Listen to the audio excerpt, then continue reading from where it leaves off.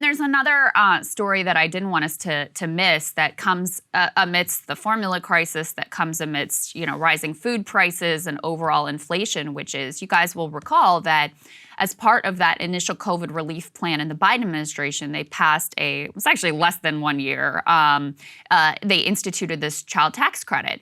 And it was a dramatically successful program. You saw hunger plummet.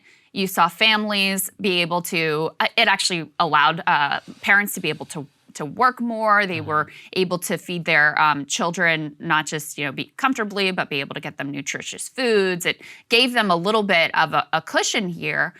Now that tax credit has expired and the impact has been truly dire. Let's go ahead and put the CNBC tear sheet up on the screen. The latest data says that in the United States of America, extraordinarily wealthy country, nearly half of families with kids can no longer afford enough food. That's 5 months after the child tax credit ended. And dig into the data here. I mean, they say in this article more than 90% of families, 90%, say they're finding it harder to make ends meet right now. More than 60% struggling to satisfy their family's basic needs. Beyond cutting back on things, most families say they have stopped saving for the future. They have tapped into their emergency savings to stay afloat. We've tracked some of the data regarding that. And in terms of what families are doing specifically to be able to make ends meet and be able just to feed their kids, huge numbers of people are substituting, fresh fruits and vegetables for things that are less expensive and, by the way, less nutritious. But you even have some extreme measures being taken here. 45%, almost half of families saying that parents had to skip meals in order for their kids to eat. Another 45% had to rely on food banks. So they were unable to make it work on their own. And this is certainly in part because food prices have gone up, but it's also in part because, frankly, look, I mean, Republicans, they weren't on board to help extend this tax credit, and so they're certainly in the bad guy camp here as well.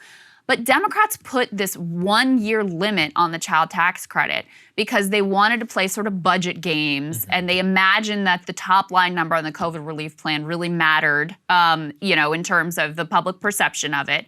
And furthermore, they thought this would be a great midterm political winner for them, that they could bash Republicans over the head with and be able to either get it reauthorized or use it to regain power, or keep power rather, in the midterm elections.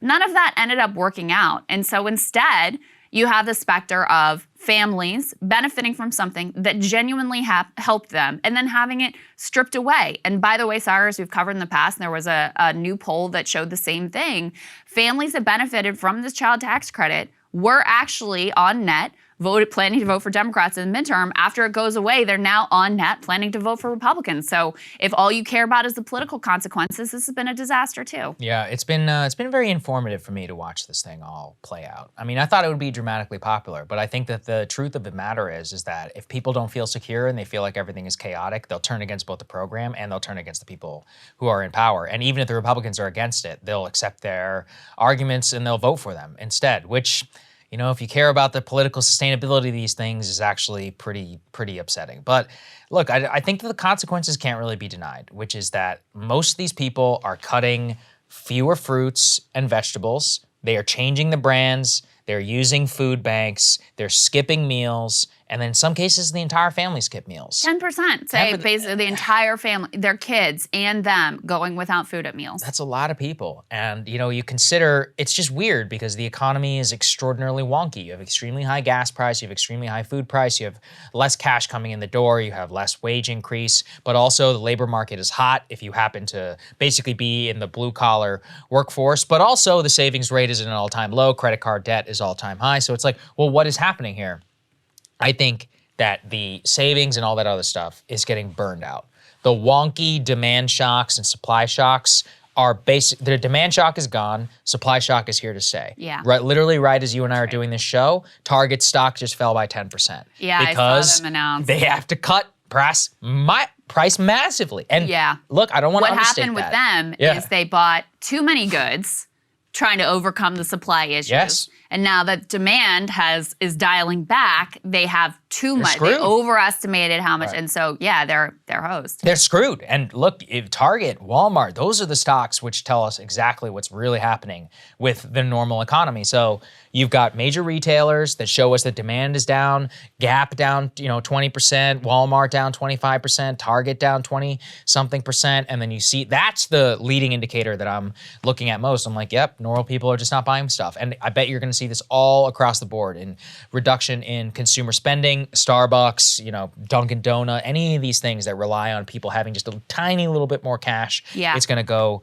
really downhill. And that's really unfortunate because all of our lives, our ability to have a labor market, 70% of the US economy is consumer spending. So you have a reduction in consumer spending, you have a dramatic increase in the basic staples, and it's going to be tough out there. Yeah, it is. And I don't want to let this political point go because I think it's really important for people to understand this.